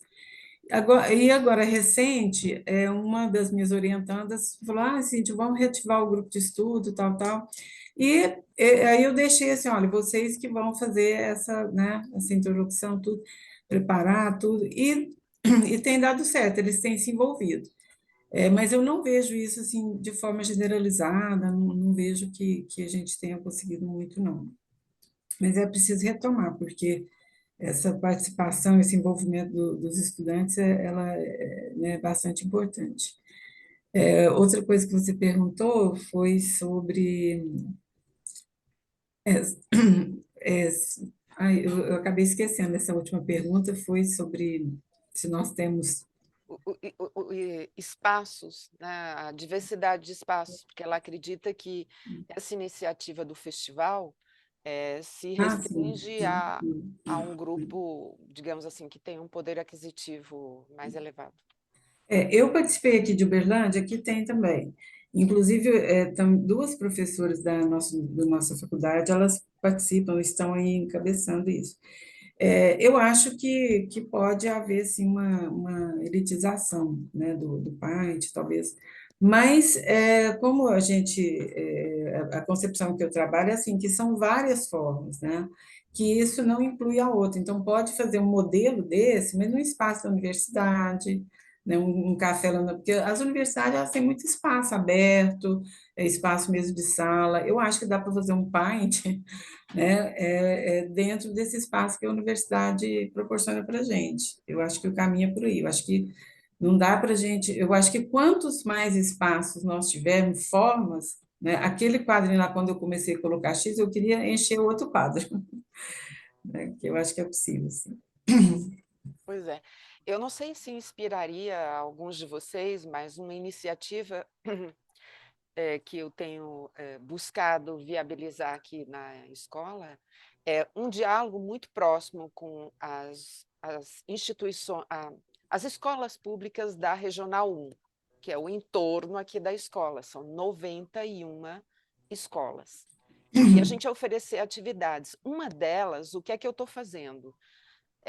Eu estou levantando os temas que os professores do estricto sensu têm interesse em dialogar com as pessoas, temas que eles julgam relevantes, importantes, que eles teriam prazer de fazer isso, e eu envio para as escolas. E as escolas escolhem, dentro daquele cardápio, temas que eles gostariam de debater com um dos nossos professores. E a gente vai para essas escolas junto com um ou dois orientandos para que, de alguma forma, isso dê a ideia de que ninguém voa sozinho, né? Então, você veja, é zero custo, absolutamente zero custo, mas é um diálogo que a gente está estabelecendo entre o que os professores produzem em termos de conhecimento e o que uma escola pública de educação básica, pessoal, pode se interessar. E olha, os interesses são os mais diversos. Às vezes é o professor de física, às vezes é a professora de língua portuguesa, às vezes é a professora que está tratando de literatura. Gente, é muito diverso esse mundo. Isso para dizer que a nossa criatividade é o limite, né? Aqui a gente só deu um exemplo de uma ação que, de fato, tem popularizado os resultados das pesquisas em todos os campos de conhecimento. Mas a gente pode colocar, você veja, essa iniciativa de usar o campus para isso. É uma saída. A minha ideia seria que a escola saísse da sua zona de conforto e fosse até as instituições. Também é uma outra forma. Gente, é uma questão de se pensar alternativas que sejam condizentes com as necessidades locais onde a gente atua, acho eu, né? Mas eu queria muito ouvir um estudante de graduação, pessoal. Será que alguém poderia se manifestar? Como é que vê essa questão? Qual é a sensibilidade? Qual é a inspiração? Se já faz alguma coisa? Tem algum estudante da graduação que pudesse dar um depoimento para a gente? Ninguém. Tão tímidos. Então, eu vou escolher por instituição. Amanda, eu tenho uma admiração muito grande pela sua universidade. É uma universidade jovem, com um projeto muito arrojado. Fala um pouquinho aqui para a gente como é que a Unipampa tem tratado essa questão. Bom dia. Bom dia, querida. Assim, até estava comentando com um colega que a gente tem vários grupos de pesquisa, os professores também desenvolvem nas disciplinas, mas eu ainda acho que falta, assim, uma maior, como é que eu posso dizer? Um incentivo maior, sabe? Porque a gente sempre está correndo atrás de horas de pesquisa em outros meios e não com a pesquisa em si, né?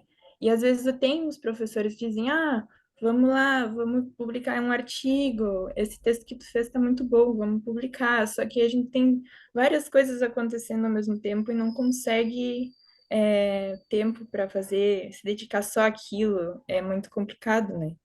Mas eu achei muito boa a ideia, até vou levar para o coordenador do curso, se for possível, porque a gente tem outros cursos botecos de economia, por exemplo, tem, e eles comentam bastante sobre os temas relevantes, atuais, só que não chega a ser pesquisa, eles comentam e discutem temas. Mas já é algo, eu acho que também para o nosso curso de administração falta isso, e talvez o professor que é coordenador se interesse também nesse sentido. Ótimo, Amanda. Muito obrigada, querida. Eu estou achando a cara do João Vitor muito boa. Essa foto dele sorrindo está inspiradora. João Vitor, você não quer dizer aí como é que você vê essa questão na sua instituição? O meu caso seria o mesmo da Amanda. Oi, bom dia. O meu caso seria o mesmo da Amanda, com o Boteco de Economia, que a gente ama, porque a professora que faz todo o host do boteco, ela sabe direcionar, sabe criar intriga para gerar discussão. Só que de uma forma tão leve que a gente, obviamente, conversando eu e a Amanda, a gente pensou em falar com o professor, com o coordenador, para unir a mente da professora que está fazendo, que é a host do boteco, que é também a criadora, para dar essa visão que a gente ainda não está tendo de como seria um boteco, já que ela tem uma experiência. Mas a gente acha muito interessante trazer também para a pesquisa um boteco de administração que a gente não tem esse incentivo em administração.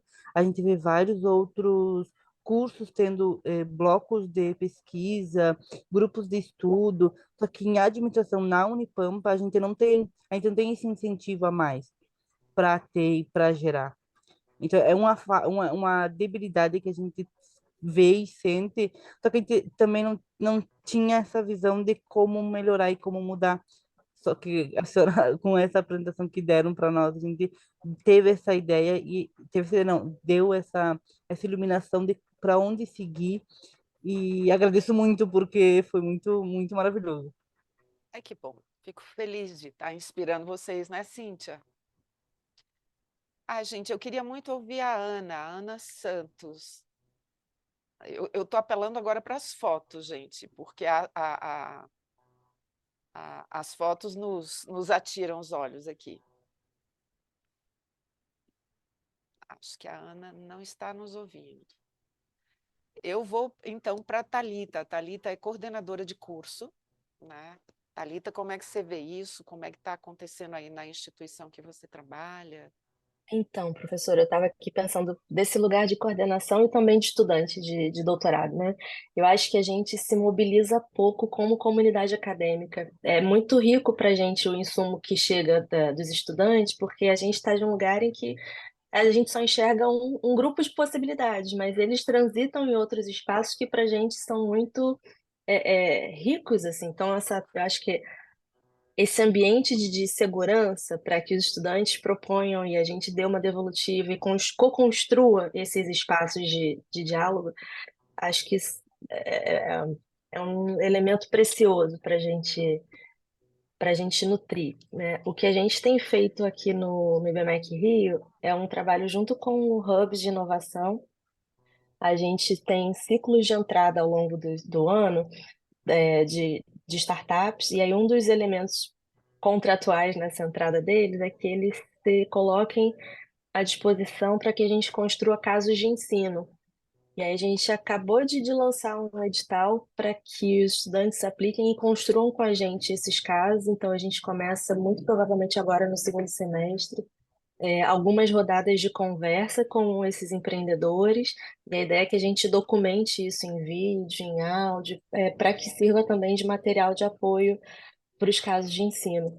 E aí eu acho que a gente vai ter, pelo menos num primeiro momento, uma institucionalização dessa cocriação, né? Mas eu acho que tem outros espaços que a gente deixa de ocupar, e aí eu posso falar por mim, às vezes por não saber como começar, ou de querer ter um processo de pesquisa já muito avançado para produzir alguma coisa comunicável. E eu acho que a gente perde o timing dessas interlocuções aí, fazendo coro com o que a Cíntia pontuou, né, antes. Talvez a gente tenha mesmo que considerar essas trocas como serão, assim, de maneira mais intencional de partida, porque isso pode informar um método, pode informar a nossa jornada metodológica, né, dos estudos, pode informar a seleção dos periódicos para os quais a gente vai querer submeter o nosso trabalho, dos congressos. Então, foi muito bom, Cintia, te escutar, aliás, as duas, as colegas, de maneira mais dando estrutura às coisas que a gente vem pensando, né? Acho que é isso. Obrigada. Thalita, aproveito para você talvez entrar em contato com a Flávia, que coordena a área de casos no Enagrade, né? Talvez ela é do Rio, ela está ao É teu verdade. ladinho aí.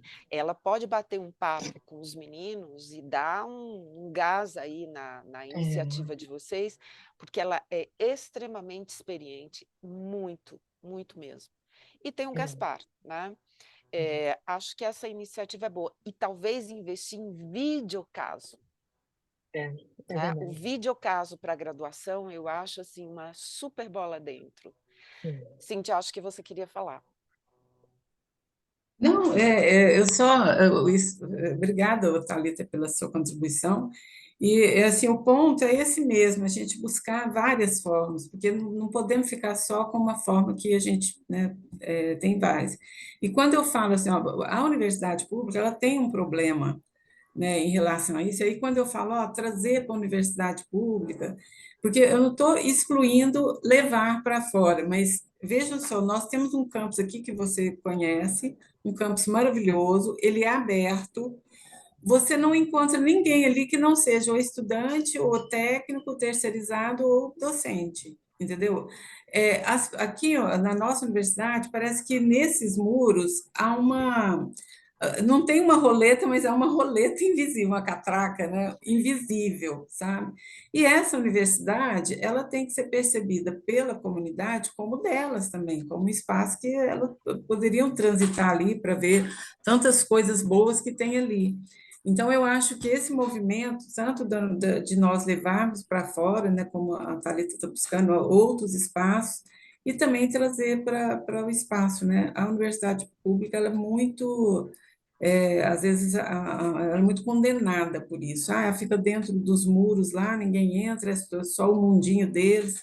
E, na verdade, eu gostaria de ver transitando ali, né? Porque tem as ruas da universidade, os espaços no Campos Lindo, e realmente não transita. É nesse sentido.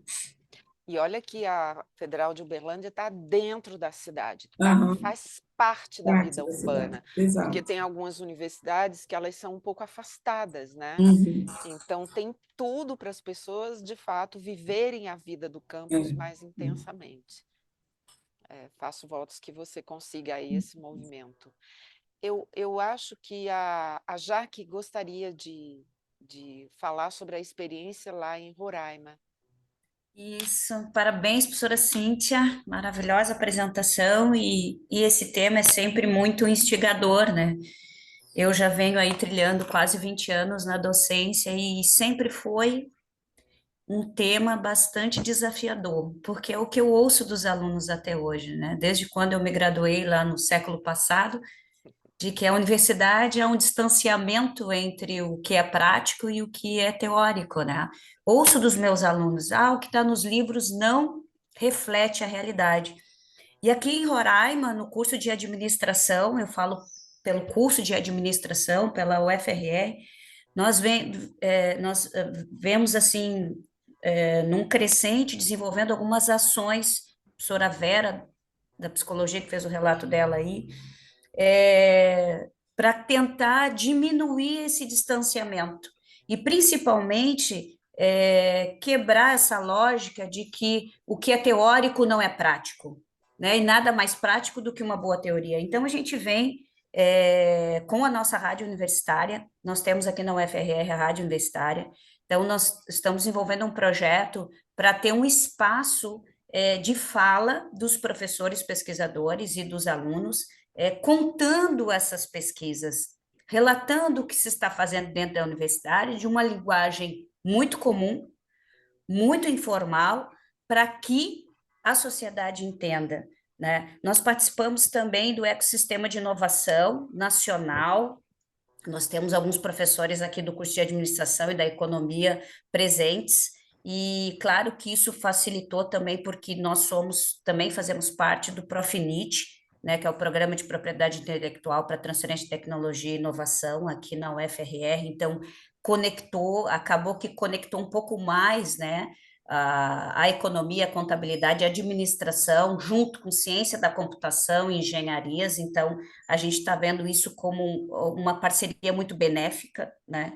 Nós temos acordos de cooperação técnica, professora Vera, né, que ela falou aí da nossa questão de CDE, eu também sou DE, então a gente sabe de alguns entraves legais, mas a gente fecha aqui fechamos com a FRR e a Receita Federal, nós temos um projeto de descaracterização de produtos apreendidos, professora Cíntia.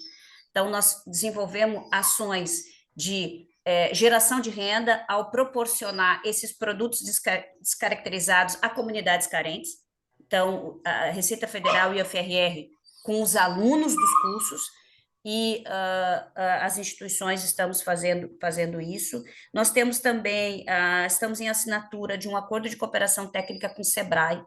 Então, o SEBRAE é um parceiro nosso aqui, ele vem com oficinas práticas, né, com oficinas de Canvas, de pitch, porque uma coisa é a gente ensinar para o aluno a fazer um Canvas, a fazer um pitch, aí sai um pouquinho da figura do professor e vem aquela coisa mais prática, né? Agora, em maio, nós vamos passar 6 horas lá no Sebrae Lab, com uma oficina de Startup Mundi, com os calouros de administração, né? Então, acho que é uma forma também de potencializar isso. Nós temos um projeto para o segundo semestre, se a greve deixar, chamado Minha Pesquisa em 5 Minutos, que é aberta a toda a comunidade, independente de ser egresso da UFRR ou não. O cachorro está querendo participar. reivindicando aqui.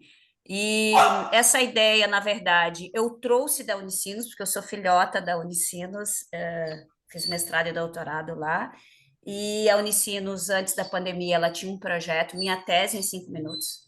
Então, era uma forma muito diferente de apresentar a nossa pesquisa, de uma linguagem muito diferente da científica, e aí eu cito eles, esse projeto está sendo avaliado pela nossa equipe jurídica aqui da UFRR, já que é uma ideia, né, que tem a Unicinos como provedora, enfim, está sendo avaliado para a gente poder ofertar para os alunos de Roraima, de Boa Vista, no segundo semestre. Nós atuamos no BITER, né, nós temos vários professores do Centro de Ciências Administrativas e Econômicas, eu, inclusive, atuamos no BITER, atuei o ano passado, vou atuar esse ano. Então, também é uma forma de estar minimizando, e a empresa júnior que estamos retomando. Um dado interessante é que a região norte do Brasil, infelizmente, não tem empresa júnior ativa, né? Então, o curso de administração com os alunos, e faço aqui parabenizo aos alunos da administração pela retomada, então os alunos estão retomando a empresa júnior, que é uma forma, né, de potencializar essa inovação, e quebrar essa lacuna entre universidade e empresa. E só para fechar, para não me estender, o que a professora Vera pontuou, e a professora Cíntia também levantou, essa diferença, né, professora Manuelita, da cultura brasileira, né? Eu senti isso aqui na minha universidade, quando fomos tratar de política de inovação, quando o Conselho Universitário viu a palavra lucro no projeto, na minuta, e se escandalizou, dizendo que a universidade queria se vender para a indústria, né? Queria se vender para... e isso não é verdade, né? Se a gente olhar, por exemplo, o registro de patentes, são as universidades federais que mais patenteiam no Brasil, que mais têm os registros. Então, assim, se a gente olhar as potências, nós temos um diálogo muito afinado e íntimo entre indústria e universidade. Eu acho que no Brasil falta muito isso, falta essa intimidade com a indústria, e não é o caso de nos vender, é o caso de capacitar mentes brilhantes na inovação, que é tão requerida, né? Então, essa é a minha fala, não vou me alongar muito. Obrigada pelo espaço, professora Manuela. Imagine. Cíntia, você quer fazer algum comentário? Não, é só agradecer mesmo pela participação, por essa contribuição dela aí, fico feliz com essas iniciativas lá, muito bom. Ótimo. Gente, estamos aqui quase terminando. Alguém quer colocar mais alguma questão, alguma experiência? Senão a gente já começa a fazer o encerramento. Então, eu queria, primeiro, claro, agradecer a Cíntia, né, pela disponibilidade e por nos presentear com a organização dessas questões que nos são tão caras. Queria agradecê-los pela presença e queria lembrá-los que nós temos aí, em breve, a abertura do processo de recepção dos artigos do ENANGRAD. Deixa eu ver, gente, eu anotei tanta coisa da fala de hoje que eu já não sei aqui onde é que eu anotei as datas. A partir do dia 6 de maio, né, entre 6 de maio e 7 de julho, é o período de acolhimento dos trabalhos para o ENANGRAD. Então, gente, o ENANGRAD tem o ENANGRAD pleno, que acolhe os professores, os pesquisadores interessados em submeter e discutir seus trabalhos durante o congresso, que será na PUC Campinas. mas temos também o Enangrade Júnior, que acolhe trabalhos dos estudantes de graduação ou recém-egressos do curso de graduação. Então, incentivem os estudantes, ou quem é estudante de graduação, por favor, procurem no site da Angrade. São 11 temas e 2 tipos de trabalho. Então, certamente vocês vão encontrar ancoragem entre o interesse de vocês e os temas que estão sendo abordados durante o congresso. É um congresso extremamente democrático, a própria Cíntia prestigia há muito tempo, inclusive antes dela entrar, estava comentando que dependendo do número de submissões da universidade, ela vem para o congresso em um ônibus com a turma toda. Gente, vocês imaginem que maravilha que vai. Eu estou quase para ir para Uberlândia para vir nesse ônibus, gente, porque vocês não imaginam como isso é bom. Me lembro aqui a minha fase em que isso acontecia. Então, todos convidados, e queria muito que vocês bloqueassem, né, o dia 25 de maio. Né? No dia 25 de maio, receberemos outra mineira, se bem que a Cíntia não é mineira, né? Sou. Você é mineira? Ah, eu pensei que você não era, eu pensei que você era de São Paulo. Não, eu morei muito tempo em Ribeirão Preto, mas eu nasci em Minas. Então, receberemos uma outra mineira, a professora Ludmila Guimarães. Gente, a Ludmila é uma pessoa muito especial. Incrível. E ela vem tratar de um tema que eu acho que ela dedicou pelo menos 10 anos da vida acadêmica dela. E o título já é convidativo, olha, conte-me a sua história. A pesquisa em história de vida no campo da administração. Então, gente, é um método extremamente interessante e que ela tem uma vivência de muitos e muitos anos, porque no doutorado ela usou esse método, inclusive foi para a psicanálise, gente. Então, estejam todos convidados, nos ajudem a divulgar. Então, no dia 25 de maio, entre 9 e 11 horas, receberemos essa querida professora, pesquisadora e amiga, para compartilhar com a gente as experiências de pesquisa dela, ok? E é isso, pessoal. Muito obrigada. Tenha um bom descanso. Aproveite bem o final de semana, para que segunda-feira a gente esteja aqui com as energias refeitas, né? Agradeço muito a Grade, agradeço muito o Anderson pelo apoio de sempre. E é isso. Continuamos o nosso diálogo. Continuamos pensando em tudo que se refere à cultura científica, porque esse espaço, gente, é reservado para a gente discutir a agenda que nos leva à produção e difusão do conhecimento. Tá bom? Um abraço muito grande a todos vocês. Muito, muito Abraço, obrigada pessoal. pela presença. Obrigada. Um abração.